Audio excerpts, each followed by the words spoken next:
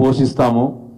Specially ఆ రోజు అసెంబ్లీలో ఆరోగ్య శాఖ మంత్రి గారికి అందరికి చెప్పినాం, మీరు విమర్శిస్తారు కానీ మేము మాత్రం నిర్మాణాత్మకమైన పాత్ర పోషిస్తామని ఆ రోజు కూడా చెప్పినాం. ఇవాళ కూడా కేవలం ముగ్గురము ఎందుకు పోయినాం గాంధీ హాస్పిటల్ చెప్తాను. రోజు ఇవాళ రేపు హెడ్డింగ్స్, రాష్ట్రానికి జ్వరం. ఒక 10 ఏళ్ళ తర్వాత, 10 ఏళ్ళ ముందు చూసినాం మేము ఇలాంటి హెడ్డింగ్లు, మంచం పట్టిన మాన్యం ఇలాంటి హెడ్డింగ్లు. 10 ఏళ్ళ తర్వాత మళ్ళీ ఇప్పుడు రాష్ట్రానికి జ్వరం. ఇది చూడండి, నిధుల లేమి, శిష్యుల ప్రాణాలకేది హామీ, చిన్నారులపై డెంగీ పడగ. ఇట్లాంటి న్యూస్ వస్తూ ఉంది. మేము గాంధీ హాస్పిటల్లో గత నెల రోజుల్లో దగ్గర 50 శిశు మరణాలు జరిగినాయి, మాతృ మరణాలు జరిగినాయి. ఎందుకు జరిగింది అని కేవలం నిర్ధారించుకొని ప్రభుత్వానికి నివేదిక ఇద్దామని చెప్పేసి ముగ్గురం కూడా డాక్టర్లము కేటీఆర్ గారు త్రిసభ్య కమిటీ పెట్టి మమ్మల్ని వెళ్ళమని చెప్పినారు. మేమేనా అక్కడ పోయి రాజకీయాలు చేద్దామనో హంగామా చేద్దామనో ఏమాత్రం పోలేదు. పోలీసు వాళ్ళని కూడా రిక్వెస్ట్ చేశాం, మీరు రండి, మేము ముగ్గురం వస్తాం, కేవలం ఎవ్వరూ లోపల కూడా రానియము. వారు చెప్పినట్టు అక్కడ సూపరింటెండెంట్ గారితో, ఆర్ఎంఓ గారితో, మిగతా డాక్టర్లతో ఒకసారి మాట్లాడతాము, ఏంటి సమస్యలు చెప్పి మాట్లాడతామంటే పోలీసు వాళ్ళ ఉత్సాహము, హౌస్ అరెస్ట్లు. కానీ మేము మాత్రం ముఖ్యమంత్రి గారు హౌస్ అరెస్ట్ అయినప్పుడు అంతకుముందు రేవంత్ రెడ్డి గారు మాట్లాడిన భాష మేము మాట్లాడలేదు. ఇవాళ మేము వాళ్ళతో కోఆపరేట్ చేస్తామని కూడా చెప్పినాము. అయినా కూడా కొందరు పోలీసు వాళ్ళు ఆవేశంగా మమ్మల్ని లాగి తోసి పోలీసు జీపులలో ఎక్కించి హంగామా చేసినారు. అయినా కూడా రేవంత్ రెడ్డి గారి భాష పోలీసు వాళ్ళ మీద మేము వాడము, ఎందుకంటే మేము బాధ్యతతో ప్రవర్తిస్తాం కాబట్టి. మేము రిక్వెస్ట్ చేసేదల్లా ఒకటే, ఇంతకుముందు ఆల్రెడీ పెద్దలు ఇద్దరు చెప్పినారు, ఎందుకు జరుగుతూ ఉంది ఇది. మీరు ప్రెస్ మిత్రులు అందరూ ఇక్కడ ఉన్నారు.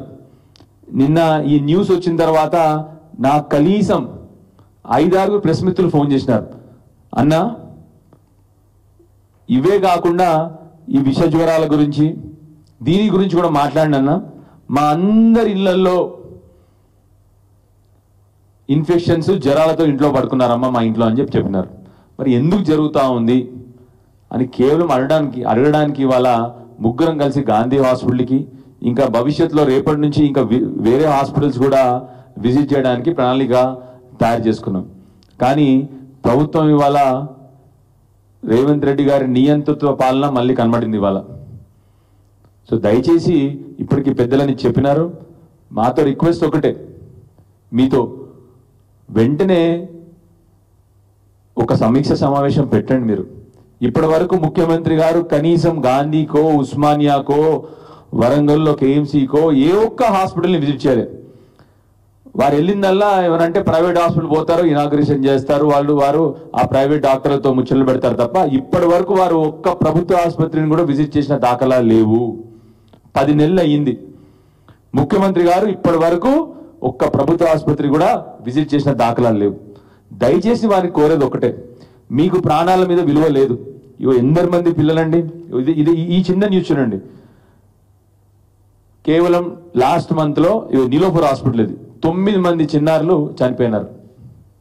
ఇట్లాంటి న్యూస్ రోజు ఇది ఉండి కేవలం నీలోఫర్ హాస్పిటల్లో నేను చెప్పేది ఇది. ఇలాంటివి గాంధీలో అన్ని ఆసుపత్రులు జరుగుతూ ఉన్నాయి. దయచేసి మీరు వెంటనే సమీక్ష సమావేశం పెట్టి, మేము కూడా అవసరమైతే మీ సమావేశానికి మీరు రానిస్తే, పోలీసు వాళ్ళ బెడద లేకపోతే మేము కూడా వస్తాము మీతోని, మేము కూడా కొన్ని సూచనలు చేస్తాము, సలహాలు చేస్తాము. మాకేం రాజకీయాలు చేయాలని లేదు మీలాగా. సో తప్పకుండా మేము అందరం కూడా సూచనలు ఇస్తాం మీకు. సో దయచేసి మిమ్మల్ని రిక్వెస్ట్ చేసేది ఏంటంటే, వెంటనే ఇంకొక న్యూస్,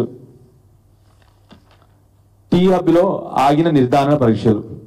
కేసీఆర్ గారు బ్రహ్మాండంగా ప్రతి జిల్లాలో టీ హబ్ పెట్టి ప్రతి ఒక్క టెస్ట్, బయట కనీసం 10-15 వేల రూపాయలు అయ్యే టెస్టులు కూడా అలాంటి టెస్టులు అన్నీ కూడా కేసీఆర్ గారు మన అన్ని ఆసుపత్రులకు పెట్టినారు. వీటిలలో పరీక్షలు ఆగిపోయినాయి. మందులు లేవు. ఇవే న్యూస్ వార్తలు. దయచేసి మిమ్మల్ని రిక్వెస్ట్ చేసేది ఏంటంటే, రియల్ ఎస్టేట్ నుంచి మీ మనసును మలిచి ప్రజల జీవితాల మీద, ప్రజల ఆరోగ్యం గురించి, ప్రజల వైద్యం గురించి కూడా మీరు ఆలోచన చేయాలని చెప్పేసి కాంట్రాక్ట్లు, కమిషన్లు, రియల్ ఎస్టేట్లు, హైడ్రాలు ఇవి తప్ప 10 నెలల్లో ఈ రాష్ట్రంలో ఏ ఒక్క పని కూడా జరగట్లేదు. నిజాంకి చెప్పాలంటే మంచం పట్టిన ప్రభుత్వం ఒక హెడ్లైన్ పెట్టాలి మీ ప్రభుత్వానికి. సో దయచేసి మిమ్మల్ని రిక్వెస్ట్ చేసేది, ఇప్పుడైనా నిద్రలేవండి. ప్రజలు అష్ట కష్టాలు పడతా ఉన్నారు ఆరోగ్యం సంబంధించిన విషయాల్లో.